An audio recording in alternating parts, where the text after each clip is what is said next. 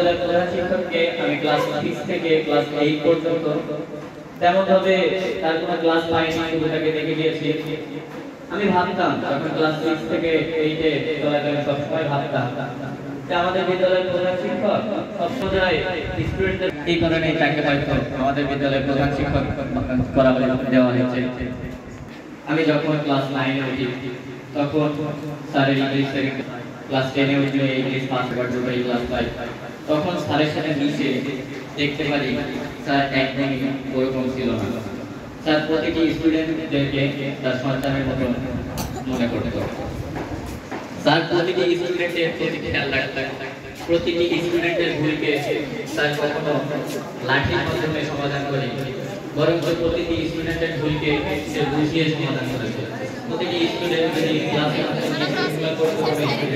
তাহলে সে স্যারকে স্যার তাদের তাকে মারতো না, বরং বিশেষ সময় আমি স্যারের কথা কিছু বলবো না, একটি কথা বলতে চাই যে বিদ্যালয়ে মানে বলতে গেলে একটা শিক্ষক ছাড়া আমাদের বিদ্যালয়টা এভাবে দাঁড়িয়ে থাকতে পারতো না।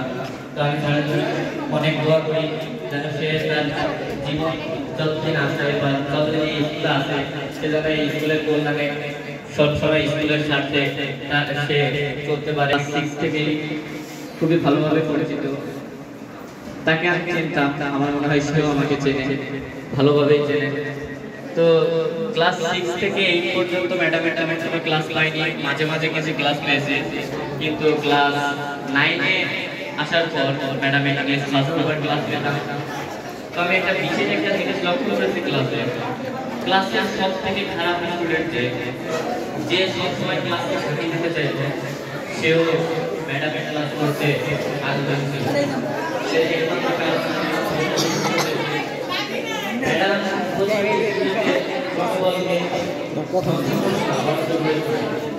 এটা ছিল ম্যাডামের সাথে ম্যাডামের কথা আজও প্রচুর মনে আছে। একটা দিন আমি একটা বদল ছিল, আমি ম্যাডামকে দাঁড়িয়ে ম্যাডাম বদল শুনে ধরে পরবর্তী জড়িয়ে ধরে এবং বলে তোমাকে দেখলে কেমন মনে হয় বড় হয়ে অনেক বড় একটা অফিসার হবে। আমি ম্যাডামের আশাকে পূরণ করার চেষ্টা করব, যদি আল্লাহ তাআলা আমাকে সেই তৌফিক দান করেন। এবার আমি আমার বিদ্যালয়ে আরেকজন সম্মানিত শিক্ষক দুলু স্যার, তার কথা না বললেই নয়।